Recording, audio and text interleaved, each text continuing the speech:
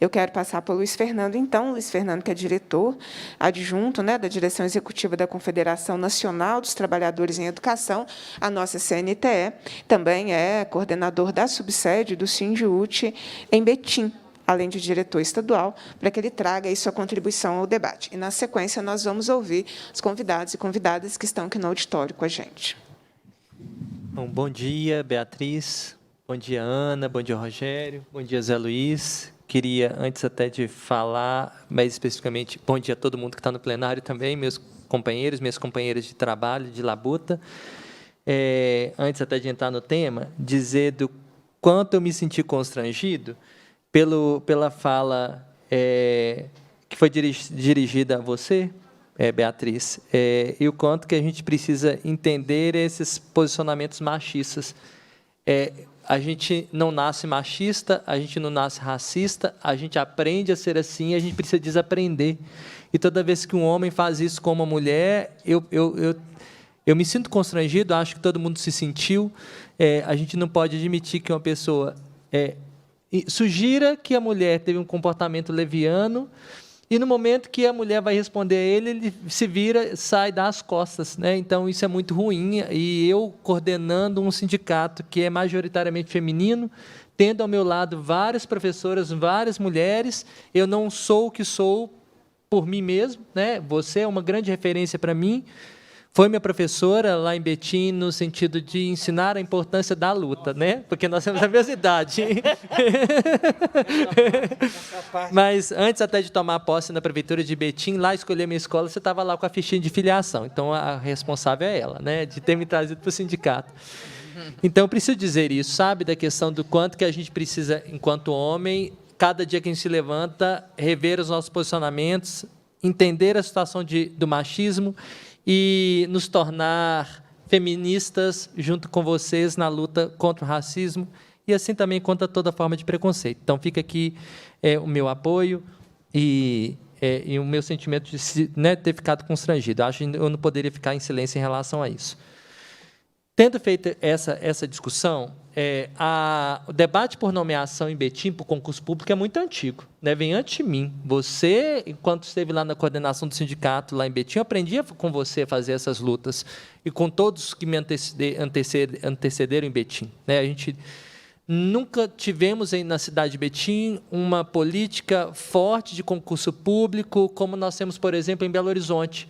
A cada 2 anos nós temos editais sendo lançados. Então, em BH eu posso dizer que é uma referência que tem um histórico antigo de que a cada 2 anos tem concurso para todas as áreas e não tem contrato, é precário, né? Então, a gente vê muitas pessoas, inclusive, saem de Betim, porque o salário inicial lá de Betim é muito, muito ruim, muito baixo, e tomam posse em Belo Horizonte, né? Muitas companheiras de educação infantil do concurso de 2011, que nomeou 900 pessoas, vieram para BH devido à jornada, salários e essa política constante de concurso público. Preciso citar também do município de Contagem, que recentemente nomeou 1.000 professores de um concurso público. Enquanto nós temos essa realidade de BH, de Contagem, nós temos em Betim uma política de precarização, de privatização, de entrega de serviços públicos para organizações sociais.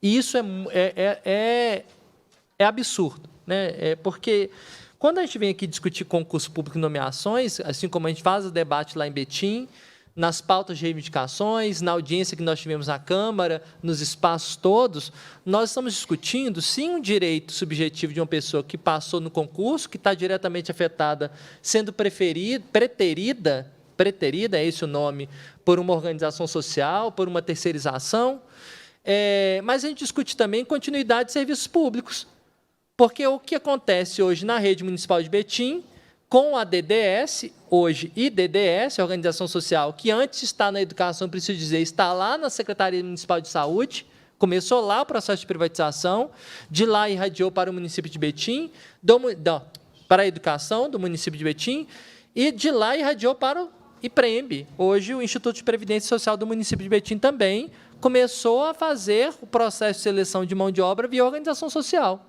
Então, a IDDS, ela tem dos recursos da cidade, um orçamento, vultosos recursos da saúde, da educação e agora também do IPREMB. E isso significa alguma coisa, né? Isso significa alguma coisa. Preteria alguém aprovado concurso público. Toda vez que alguém questiona determinada situação, que desses que estão contratados pela IDDS, desses que estão selecionados da forma como o José Luiz falou, que é uma seleção que não tem prova, que não tem... apenas... Inicialmente, o primeiro processo que eu me lembro, se vocês vão falar que depois vão dizer se eu estou falando algum equívoco, foi via entrega, o preenchimento de formulário do Google Docs, né, Google Forms, aí envia, que a gente descobre que o link sai assim do nada, as pessoas se inscrevem e depois vem a seleção, ali uma lista. A gente não sabe qual que é o critério para empate, desempate. A gente viu que, inicialmente, no edital, inclusive, tinha uma previsão inconstitucional dizendo que, para as pessoas trabalharem no IDDS, nessa organização social, elas tinham que morar em Betim, residir em Betim, isso fere a Constituição, né? Enquanto o concurso público é aberto para todo mundo, o edital da organização social previa, inicialmente, que a pessoa tinha que morar em Betim. E foi assim, né? Então, hoje o que a gente tem em Betim, com essa privatização, que não é terceirização, é a privatização, que prevê não só a seleção da mão de obra, mas prevê a compra de insumos, fornecimento de materiais, equipamentos, mobiliário, mão de obra, assessoria, tudo. Toda a política da educação pública em Betim está entregue a uma privatização. Nós temos hoje uma escola, que é a Escola Municipal José Vilaça, que fica lá no Estrolândia, que é uma escola... assim como a grande maioria das escolas de Betim que estão, né, alojadas na periferia, muitas em grandes, eu não sei se o nome adequado é esse, mas em bolsões de pobreza, com índice de IDH, que exige da prefeitura mais investimento, mas nós temos Zé Vilaça, por exemplo, que tem 2 professores efetivos num turno. 2 professores efetivos num turno, outros 2 que flexibilizam lá no José Vilaça, mas são lotados em outra escola, e o restante, todo mundo, via IDDS. Secretaria, pessoal da limpeza, merenda, professor P1, professor P2, os anos iniciais, os anos finais, todo mundo. Então, isso é muito sério. E com gente aguardando, na expectativa de ser nomeado pelo concurso público. Quando a prefeitura... antes da prefeitura iniciar essa política do contrato de gestão, nós tentamos intermediar, negociar via Secretaria de Educação, via o processo de negociação, para que eles não fizessem a demissão dos mais de 3.200 trabalhadores na educação. Inclusive, nós tivemos o seu empenho também para evitar esse processo. Por quê? Nós sabíamos que a demissão daqueles 3.200 ou mais de 3.200 contratados via diretamente um processo seletivo de designação que tinha uma seleção pública, que todo mundo acompanhou, apontava as irregularidades, modificava, a gente sabia que ele não seria acompanhado por o processo de nomeação dos aprovados do concurso público. Então, nós ficamos, no ano de 2018, acho que desde 2014, que nós temos uma contratação grande na Prefeitura de Betim. Antes desse concurso de 2019, nós tivemos um concurso em 2011 ou 2012, realizado pelo município de Betim. Após isso, o outro concurso foi este de 2019, que foi feito em 2020. Nós passamos, durante todo o período da pandemia, oferecendo a educação da forma como nós podíamos, porque o município de Betim não ofereceu tecnologia, rede de dados, nada para os alunos, então nós oferecemos da forma como a gente podia. E em 2020, que foi o ápice da pandemia, quando nós chegamos em dezembro de 2020, a demissão de 3.200 pessoas. Mas, em janeiro, nós não tivemos a nomeação dos 3.200 para ocupar os cargos desses. A fala da Prefeitura de Betim é que nós tivemos lá, na verdade, um processo de substituição e que as 3.200 pessoas demitidas estavam substituindo alguém. É mentira. É mentira. E eu tenho dados para provar que é mentira, porque o que a gente tem hoje em Betim é um processo intenso de cargos que vão se tornando vagos pela aposentadoria das pessoas, pelos programas de incentivo à aposentadoria que a Prefeitura tem promovido desde 2014, porque lá nós temos edições de legislações que são renovadas de tempo em tempo, promovendo e incentivando a aposentadoria das pessoas. Não tem problema das pessoas se aposentarem, mas tem um problema quando as pessoas se aposentam e não há a ocupação desse cargo que se tornou vago pela aposentadoria por alguém aprovado do concurso público. Outro programa também, e esse é sério, que é de demissão voluntária. né? Então, a prefeitura fez, na verdade, um processo de retirada, de incentivo das pessoas a saírem da prefeitura de Betim, os governos desde 2014, sem ocupar esses cargos vagos aprovados no concurso público, um achatamento de salário enorme. Você se lembra do processo de negociação? Eu acho que você nunca, dos tempos que você esteve no processo, na coordenação, você nunca vai se lembrar de um momento em que a folha de pagamento da prefeitura atingiu um índice de 35%. Esse é o índice de folha de pagamento da Prefeitura de Betim, 35%. Pelos achatamentos de salários, pela ausência de política de valorização, congelamentos de carreira, incentivo às pessoas a se aposentarem, a se demitirem, acompanhado também de outros processos muito ruins, que muitos trabalhadores sofrem lá, de processos administrativos disciplinares. Tudo enseja processo administrativo disciplinar na Prefeitura de Betim. E, às vezes, uma coisa muito simples enseja penalidades muito severas. Então, essa é a realidade de Betim. Acho que eu preciso dizer que, quando esse processo de privatização começa em Betim e a gente tem feito a luta, desde então, pela nomeação, temos duas representações do Ministério Público. Uma junto à Promotoria de Educação, uma outra, porque na Promotoria de Educação a gente discute a privatização da política de educação, de uma prestação de serviço de uma política que deveria ser diretamente prestada pelo município, que está sendo entregue toda para a organização social. Temos uma outra denúncia e uma representação na Promotoria de Patrimônio Público, onde a gente discute possíveis atos de lesividade ao patrimônio público. E eu digo por quê? Porque um contrato de gestão que inicia em torno de 107 milhões, hoje já está no seu terceiro aditivo, com além do terceiro aditivo, outro apostilamento, superando quase 185%. E olha que o contrato de gestão foi firmado em 2021, nós estamos em primeiro semestre de 2022, um contrato que já cresceu quase 200%. Começa em 107 milhões, tem um primeiro aditivo que acrescenta 46 milhões, um segundo que acrescenta 3 milhões, um outro que acrescenta 99 milhões, e está assim, nessa lógica. Sem a gente ter prestação de conta de saber por quê. Simplesmente a gente se depara com a publicação do Diário Oficial, com esses atos aumentando esses valores. E para um contrato de gestão, que, além de contratar a mão de obra, deveria oferecer insumos, tecnologias e tudo, um dos contratos, um desses termos aditivos, fala sobre a questão da compra de imobiliário e computadores. Eu acho que nenhuma das escolas recebeu esse contingente de computadores. Então, vocês vão depois dizer, porque as escolas continuam com os mesmos, a maioria, com os mesmos computadores que teve à sua disposição na pandemia. Os trabalhadores da educação não receberam, como outros trabalhadores de outras redes, notebooks, tablets. Essa não é uma política geral, o Estado não fez isso, né? O município de Betim seguiu a lógica do Estado. Não ofereceu nada para ninguém, mas tinha a possibilidade de fazê-lo por essa lógica do contrato de gestão. Eu queria que a apresentação fosse feita, para eu rapidamente ir nela, para eu dizer que o que a gente está fazendo aqui a respeito dos números de cargos vagos é uma coisa que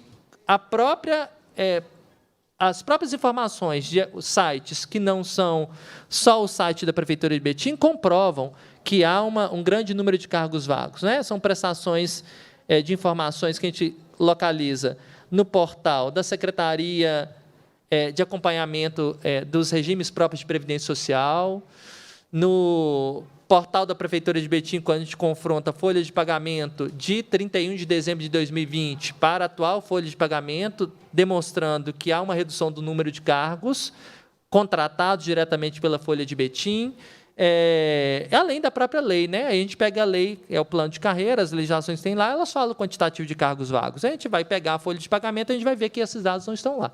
Eu não sei se já se já é possível apresentar, mostrar. Eu passei para o... Aí vai olhar lá. Então, são informações importantes. Eu pensei na possibilidade inicialmente de não fazê-lo, mas depois, como aqui na Assembleia Legislativa, essas informações elas são projetadas para o Estado inteiro, ficam aqui, então é importante que as pessoas tenham acesso a essa informação, né? Então, pode ir passando, por favor. A primeira informação que a gente vai ver lá, então, que essa extraída, é o demonstrativo de Informações Previdenciárias e Repasse, chamado de DIP-R, do Ministério da Previdência Social, Secretaria de Polícia e Previdência Social, nós vamos ver aí, onde está esse quadrado vermelho, que a gente vê o número de beneficiados lá de Betim. E essa é uma informação que é de 2013, que foi prestada, repassada para a Secretaria em 15 de julho de 2014. Nós tínhamos na folha 11.250 servidores, aposentados 1.458, pensionistas 462, se a gente pegar o mês de novembro. Né? E aí a gente vai vendo que daí, com as políticas de incentivo à aposentadoria, esses dados vão se alterando. Pode passar para a próxima, por favor. Aí nós vamos ver, esse aí já é de 2016, novembro e dezembro de 2016, que foi prestado em março de 2017, nós já vemos a queda do número de servidores, que era de antes 11.250 para 10.700 servidores, 207 aposentados, 581 ou 572 pensionistas. Dessas informações aqui, a única que a prefeitura não tem condição de controlar são os pensionistas, que ninguém, né, não tem jeito. Aí nós vamos para o outro dado, que é esse mais recente, que é de novembro e dezembro de 2021, com a transmissão desse relatório no dia 9 de março, e nós vamos ver lá que a folha de pagamento hoje da prefeitura do mês de dezembro de 2021 é de 7.717 servidores efetivos, com 3.992 aposentados, 692 pensionistas. Como dizer que hoje quem está contratado pela IDDS, privatizado, está ocupando cargo de substituição de alguém que está de licença sem vencimento ou cedido para um órgão? Então, não é. Essa informação que a prefeitura revela o tempo todo é mentirosa. Nós vamos para outra informação, que é um levantamento que o Sindut fez, que já entregamos à Secretaria de Educação, aos conselhos, que demonstram um quantitativo de cargos vagos que nós levantamos lá em fevereiro desse ano, que já não corresponde à realidade, já é maior do que isso aí. Então, agente de serviço escolar que não tem concurso público em vigor atualmente, nós temos o plano de carreira que prevê 1.030 cargos, 462 pessoas efetivas, então nós temos 568 cargos vagos para agente. Auxiliar de centro infantil, a lei diz que são 60 cargos, só temos 36 efetivos, então nós temos 24 cargos vagos. Atendente de apoio pedagógico, são 1.000 cargos de carreira e 1.000 cargos vagos. Professor da educação infantil, são 960 cargos de carreira, 402 efetivos, 552 cargos vagos. Técnico de biblioteca, 213 cargos de carreira, 131 efetivos, 82 cargos vagos. Técnico de secretaria, 340 cargos de carreira, 219 cargos ocupados por efetivos, 121 cargos vagos. Professor P1, PM1, que são os professores que cuidam dos anos iniciais do fundamental. A lei, tem uma lei que diz que são 1.760 cargos, tem outra lei que fala que são 2.000, mais de 2.000, quase 2.800 cargos. Nós vamos pegando esta lei. São 959 ocupados por efetivos, 801 cargos vagos. Professor P2, que são os que cuidam dos anos finais do fundamental, 1.385 cargos de carreira, 976 cargos ocupados por efetivos, 409 cargos vagos. Pedagogo, 346 cargos de carreira, 173 cargos efetivos, ocupados por efetivos, e 173 ocupados por... são cargos vagos. Então, esse número cresceu, não é mais esse número, está muito maior o número de cargos vagos. Passa, por favor, eu acho que agora nós vamos... uma informação que é importante, porque... O município de Betim tem legislação própria, que inclusive se baseia na legislação federal para as situações de excepcionalidade, contratação precária, título precário. Quando a administração pública precisa, todo município, todo ente federado deveria ter isso, e é justamente para fugir dos limites dessa legislação que o município faz a privatização. Então, tem uma lei que fala os limites da contratação na administração pública, que é atender situações de calamidade pública, combater surtos epidêmicos e endêmicos, atender outras situações de emergência que vierem a ser definidas em lei. O prazo de contratação de 2 anos, então, não poderia ter um contrato, justamente porque a regra no serviço público é o concurso público, nomeações. Passa, por favor.